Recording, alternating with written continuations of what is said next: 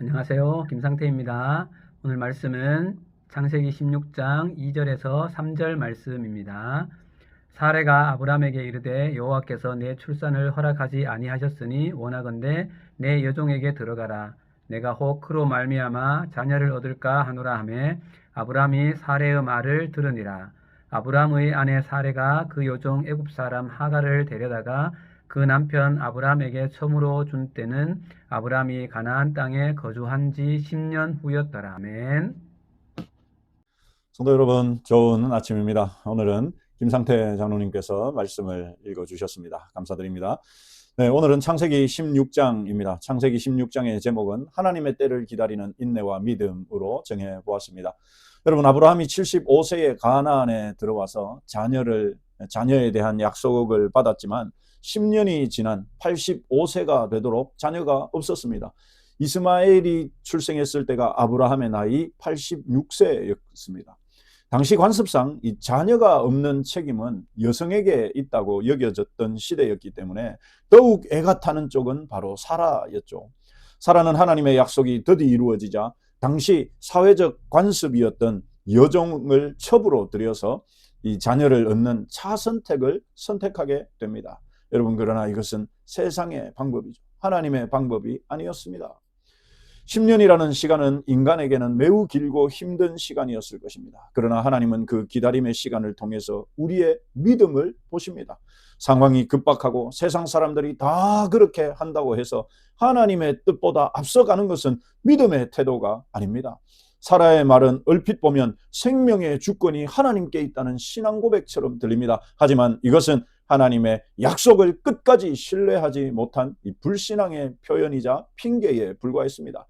아브라함은 마땅히 가장으로서 사라의 그 불신앙을 믿음으로 격려하면서 바로 잡아 주어야 했습니다. 그러나 그는 아내의 인간적인 제안에 동조해버리고 맙니다.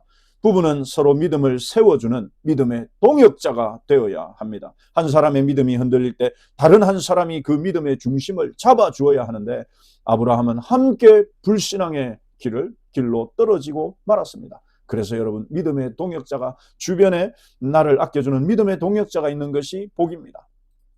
그 불신앙의 대가를 여러분, 사라와 아브라함의 불신앙적 선택으로 인해서 이스마엘이 태어나죠. 이것은 당장의 문제를 해결한 것처럼 보였습니다. 그러나 결국 여러분, 이 일은 가정 내의 불화뿐만 아니라 오늘날까지 이어지는 이스라엘과 아랍 간의 분쟁과 갈등의 씨앗이 되고 말았습니다. 급할수록 돌아가라는 말처럼 상황이 절박할수록 우리는 더욱 기도하며 하나님의 때를 기다리고 하나님의 방법으로 해가야 한다는 사실이 중요하죠. 그래서 여러분, 결론은 뭡니까? 빨리보다 중요한 것은 믿음이다. 빨리보다는 믿음이다.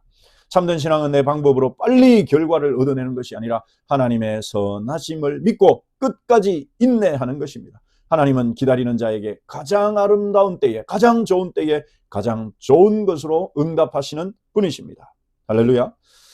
그러면 우리가 오늘 이 내용을 가지고 두 가지 질문을 할 수 있을 것입니다. 현재 내가 하나님의 응답이 더디다고 느껴지는 문제는 무엇이 있는지, 그리고 내가 겪고 있는 그 하나님의 응답이 더뎌짐으로 인해서 내가 해결하려고 하는 방법과 하나님의 방법 사이에서 내가 겪고 있는 갈등이 무엇인지 기도하시면서 점검해 보시기를 바랍니다. 두 번째, 나는 내 주변 가족이나 지체가 믿음 없는 말을 할 때 쉽게 거기에 동조하는 편인가, 아니면 믿음의 말로 그들을 바로 잡아주는 편인가? 여러분, 돌아보시고 우리가 당연히 믿음의 말로 상대를 바르게 잡아주는 사람이 되어야 합니다. 이것이 중요하죠. 오늘 이 두 가지 문제를 가지시고 말씀을 더욱 깊이 묵상하시며 말씀과 동행하는 하루 보내시기를 축원합니다. 오늘도 말씀과 더불어서 파이팅! 할렐루야! 감사합니다.